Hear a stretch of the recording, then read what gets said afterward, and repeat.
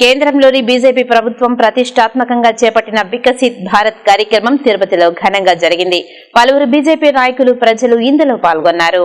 గత 10 ఏళ్లలో కేంద్రంలోని నరేంద్ర మోదీ ప్రభుత్వం ఆంధ్రప్రదేశ్ కు చేసిన అభివృద్ధిని ప్రజలకు వివరిస్తూ వికసిత భారత్ పేరుతో ప్రచార కార్యక్రమాన్ని చేపట్టింది. ఈ కార్యక్రమానికి తిరుపతి నగరపాలక సంస్థ సూపరింటెండెంట్ రవి నోడల్ ఆఫీసర్ గా వ్యవహరించారు. అందులో భాగంగా మొదటగా ఈ కార్యక్రమాన్ని స్థానిక తుడా కార్యాలయం వద్ద ఏర్పాటు చేశారు. భారతీయ జనతా పార్టీ హయాంలో ఆంధ్రప్రదేశ్ లో జరిగిన అభివృద్ధిని వీడియో ద్వారా ప్రధాని మోదీ ఇందులో వివరించారు. ఆయుష్మాన్ భారత్ భాగంగా ప్రజలకు వివిధ వైద్య పరీక్షలు నిర్వహించారు. ఈ సందర్భంగా లబ్ధిదారులు మోదీకి కృతజ్ఞతలు తెలియజేశారు. అనంతరం బీజేపీ నాయకులు మాట్లాడుతూ కేంద్రంలో నరేంద్ర మోదీ ప్రధాని అయ్యాక ఆంధ్రప్రదేశ్ కు వేలాది కోట్ల రూపాయల నిధులను మంజూరు చేశారని గుర్తు చేశారు.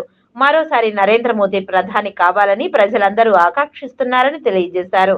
ఈ కార్యక్రమంలో భారతీయ జనతా పార్టీ జిల్లా అధ్యక్షులు చంద్రప్ప, బీజేపీ జిల్లా సాంస్కృతిక విభాగం కన్వీనర్ గుండాల గోపీనాథ్ తదితరులు పాల్గొన్నారు.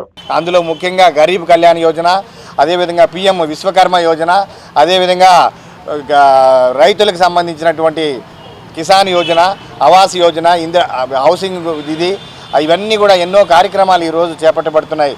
అదే కాకుండా 10,000 రూపాయల వరకు వడ్డీ లేని రుణాలు కూడా ఈరోజు మహిళలకు ఇస్తున్నారు.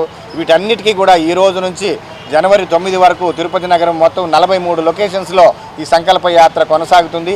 ఇందులో ప్రజలందరూ కూడా మరీ ముఖ్యంగా పేద బడుగు బలహీన వర్గాలు దీన్ని దీన్ని వినియోగించుకోవాల్సిందిగా మనస్ఫూర్తిగా కోరుతున్నాం.